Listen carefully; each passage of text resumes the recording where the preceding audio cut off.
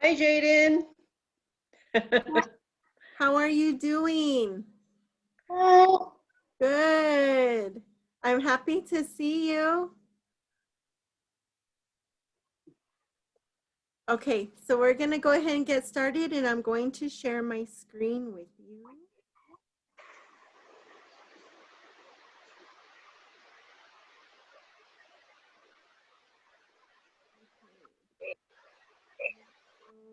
All right, can we see my screen, everyone?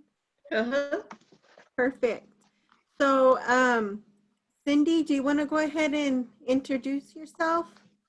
Hi, I'm Cindy Sandelin, and I'm a social worker. And joined a team. I'm building knowledge about this program, and I feel that I can learn from parents and children alike. Um, I have kids that are your kids' age. I got a 7-year-old grandson, a 3-year-old granddaughter, and a daughter that another grandson that's a year and a half. So they're at the same area or trying to learn online, which sounds really difficult these days. And I didn't get your name. Twania. How do you say that? Twania. Twania. Oh, Yes, that's so yes, perfect. pretty. I like that. Thank you. Twania. Is it a family name? No, my mom found it in a phone book and just pronounced it that way. So there's like no significant meaning. I like that. Yeah, I know. Everyone asks me that, and no. Well, nice to meet you. It's nice to meet you too. I'm a social worker as well. Oh, really? Yeah. Oh, wow. Well, we'll have to talk more later. Yeah, definitely. Oh, okay. Okay, so let's go ahead and get started. Today, our topic is empathy. So it's with the conscious discipline. So starting with our Brain Smart Start, empathy integrates the brain for personal responsibility and self-control. So starting each day with a Brain Smart Start can help put our children into the optimal learning state. And so this is really when we want to unite. So anybody in your home coming into one place at the same time for the same purpose, just kind of coming together. And then next we want to disengage any stress that we may have. And you can do that a number of ways. You can do that with, the breathing, taking your 3 deep breaths and releasing, kind of disengage stress, or if you feel comfortable doing like an exercise of some sort, stretches or meditation for a couple minutes. And your Brain Start Smart can be, a couple seconds to a couple minutes. It's whatever works for your family. And then making a connection. So you guys can give like high fives to each other, or if you want to do hugs, something that connects you all together. And then making a commitment. And you can, choose somebody in your home. Okay, today, what are we going to commit to? And it can be as small as we're going to um, finish our homework assignments, or we're going to log on to our classrooms. Whatever your commitment for the day is something you want to work towards as a family, kind of like a small goal. But being able to commit, and don't feel like you have to complete the commitment, but it's something to work towards. So if it didn't work that day, say, your child just was having an off day and we weren't able to finish our homework, we weren't able to finish our classroom sessions, that's okay. It's all right to not complete it. Try again tomorrow. So really just kind of getting a start to your day, everybody together at the same time. So with empathy, we want to talk about the power of acceptance. So the power of acceptance is choosing to accept the moment is as it is. It is mindfulness in action. So there's a common misconception equating acceptance with passivity or setting. We can accept the moment and still have a preference for a different way.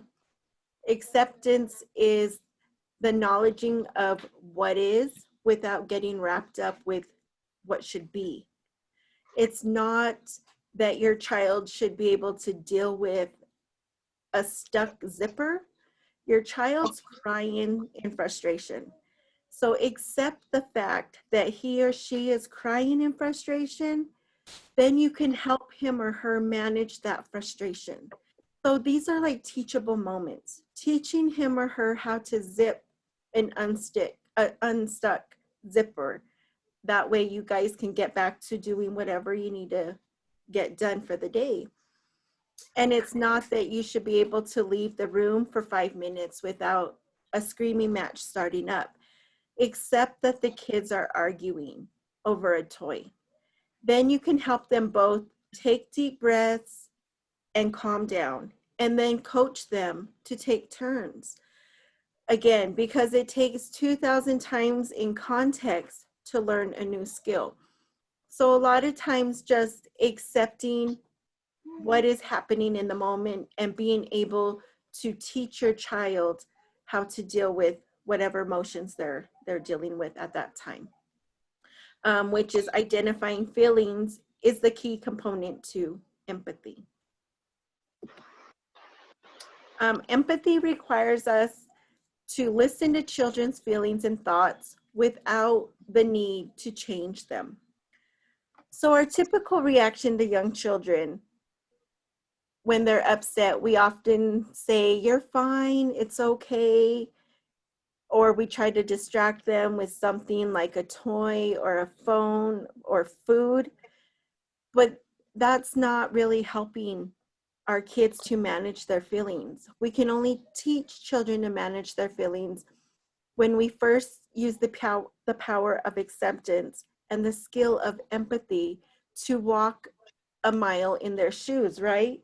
So walking a mile in their shoes is understanding what they're going through, understanding what they're feeling. That way we can help them. So like acceptance, empathy is also commonly misunderstood. We tend to think it means taking on the pain of others, or joining in with that pain, but really it's providing support by seeing the upset person as capable of handling the situation and the emotions involved. So empathy integrates the brain for perspective taking, personal responsibility, and self-control.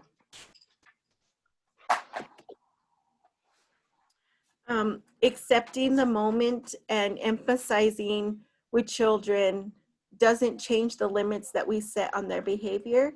It helps children become better to able to accept the limits that we set. So there's a process, and it's called DNA, and it provides us with a concrete formula for providing empathy. Hold on, we have somebody join in. So this process helps children manage their emotions. So DNA, so the D stands for describe. So describe what you see. Your face is going like this. So you can show them, mimic what you're seeing. N stands for name. When the child makes eye contact with you, name the feeling. You seem angry. Using a questionable tone so that the child can correct you if you're misinterpreting what you're seeing. And A stands for acknowledgement. Quickly follow by acknowledging their desire. Oh, you want to turn and didn't know how to ask. If you have no idea what happened, ask. Something happened. So kind of noticing what their facial expressions are saying, to help them use the words to say what they're feeling. Because a lot of times, you know, it's just an upset and a shutdown when we want them to express themselves and we want them to tell us what is wrong, so we can help them find the strategies to better address it. So with our make and take worksheet, help children become aware of their rages and triggers in the environment and build rage awareness with their bodies, or about their bodies. When children are in a relaxed, alert, executive state, help them disconcern where they first feel rage. So on the next slide, I will show you, it's a picture of a buddy, which is just like the outline of a person. And it's instructing children to color where they feel or have the yucky feeling in their body. Do all their muscles feel tight, or do their faces get hot, etc. And they could even write or draw, you know, the facial expression as to what they're feeling. So use this information to teach children to recognize when rage is coming on, and then teach them ways to discharge the yucky feelings. So with the, okay, so the person here is the buddy. And I will send these to you. Today, I forgot to attach them to our invite. But here's the buddy. And then I just, on the side, it says, again, the DNA. So the acknowledge what they want. Oh, I'm sorry, DNA, describe and mirror. I didn't put them in order. So your eyes went like this, or your arms went like this. Just mimic what you're seeing. Name the feeling. You seem angry, you seem sad, you seem frustrated, whatever they're feeling. And then acknowledge what they want. Oh, you wanted a turn. Oh, you were hoping for, you know, a turn. And then asking them to pause, asking them to breathe, to calm down, so we can, you know, talk about the correct way to maybe ask for a turn, or ask, you know, for whatever it is that is making them so upset. Cindy, do you have anything you want to add? You know, I'm going to go back to the empathy. Okay. I remember when we had before pandemic, pre-pandemic, and I remember, you know, when my kids were small, yeah, it was like telling them, hurry up, get up, hurry up, let's eat breakfast. We got to hurry up and get in the car because we're running. And then I'm going on two wheels trying to get them to daycare or school. And but I can imagine the stress it put on the kids, you know. And then finally, when they got to the school, they had to calm down and learn. But these days with the pandemic, you don't have all that. What we're dealing with is the kids are getting bored being home. I know that it's hard for me to be home, and you know, you know, I can imagine for parents, you know, it's wintertime and it's cold out there, and really trying to get out, you know, trying to alleviate the boredom. So it's not the stress of getting in the car. Now it's the boredom of what the kids are going through. So can you tell me what you're doing as far as boredom with your children? I see you have two little boys. Yeah, I have two little boys. So with the How old are they? boredom, I'm sorry. How old are they? I'm sorry to be interrupted. it's okay. There's three of them. So I have an 8-year-old, three. a 5-year-old, and a 3-year-old. Oh my gosh. Yeah. So my 3-year-old is enrolled with the Head Start program, and why I'm attending or trainings. But yeah, so the boredom, I don't know. We go outside sometimes. Just try to break up the monotony of our days, because they run together. they run together, and it's like they already know what to expect. I mean, routine is good. Routine is good, Definitely, and they yes. know that they have school. But Wednesday is a good break in the week, because my two older ones' school is closed for cleaning. So that gives us a day just to like kind of go as we please, work on assignments, when we have all day. We have all day to complete them. So it's not like so rigid that, okay, you need to turn this in at this time. Mm-hmm. And I'm just curious, are you doing anything for play? No, they like their iPads. Oh, so old-fashioned playing, like hide and go seek, go hide in the Right, cupboard, yeah. find you. Right. My 3-year-old, he likes that type of stuff. So I do that with him. We play like tickle games, or we'll sing, we'll count. Yeah, we'll color. But my two older ones, they like the iPads. So that seems You know, to, there's something about that iPad. My 8-year-old, yeah. well, soon to be 8-year-old, I keep saying he's 8, he's 7, and he's stuck to that iPad. And, you know, it's like, can you breathe? I mean, can you get up and get something to drink? You know, it's just so funny that they're so stuck to it. My daughter tells them, you are only allowed like 30 minutes on your iPad, no more, you know, and this time you're going to use it, this time you can't use it. Right. And he's starting to get used to that the timer's up, you know, otherwise you just get sucked into that world. Right. I don't know if timers on your board as well. An hour. An hour. Well, you're pretty generous with time. What about you, Michael? What are you doing as far as the boredom in the household? We go outside and we ride our bikes. But now we'll go outside and he'll pull his puppies that he has.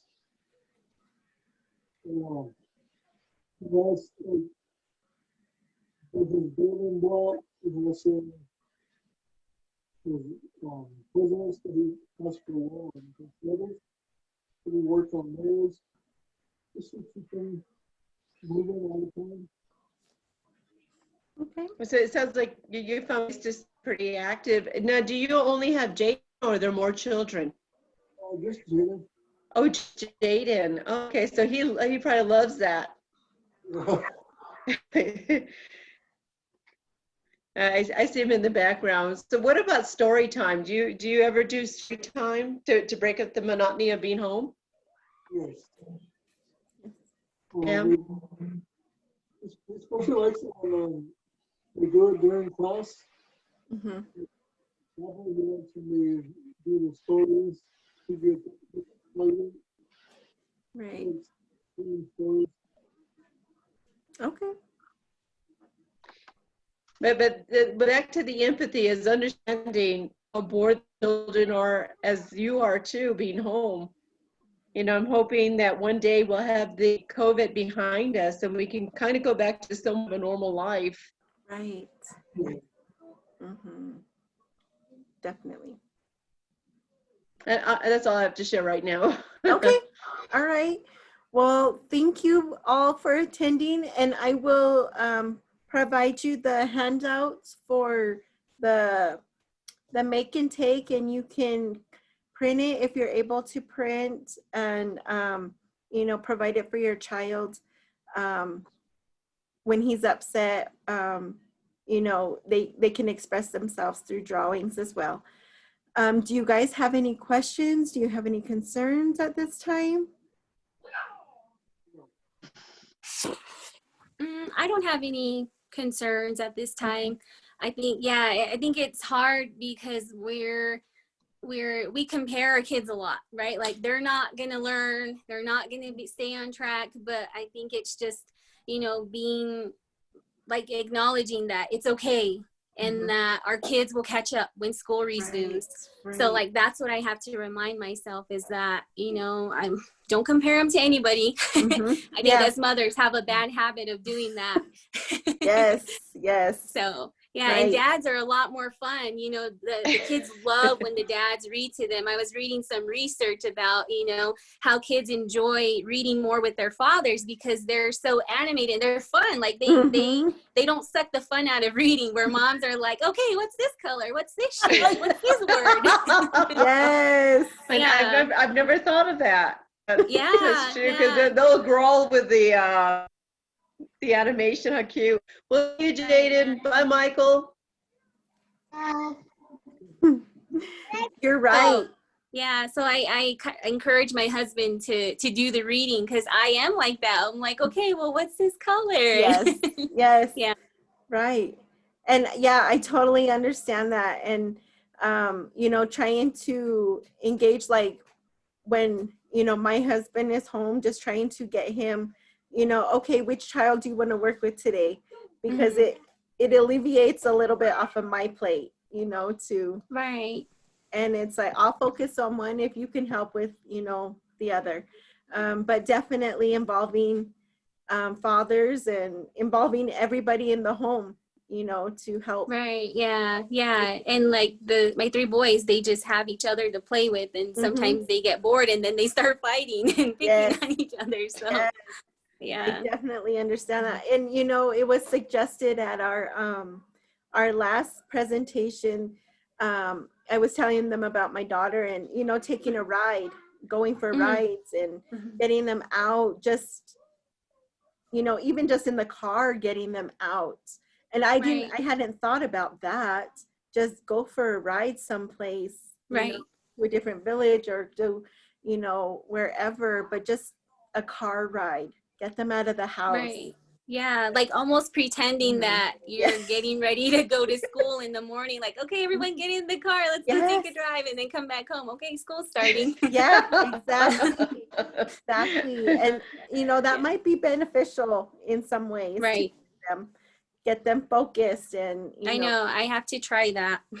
yes, because at this point they're just like, school again. I'm like, yes. Right.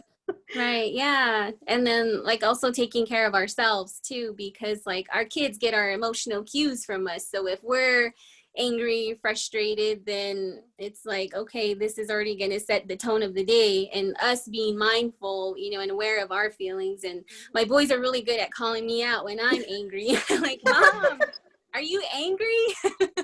Right. And it's just Yes. the look that I have on my face. And I'm like, no, I'm not angry, but I'm projecting that. Mhm. Right. Right. Mhm. Yes. Yes. So thank you for all your insights. And I appreciate you guys joining us. And next week we will have another one on in positive intent. So we will see you next Friday at 11:30. Thank you. Okay, well, thank you. Have a great Bye. weekend and be safe. Bye. Yes. You Bye, too. See you. Brian. See you guys. Bye.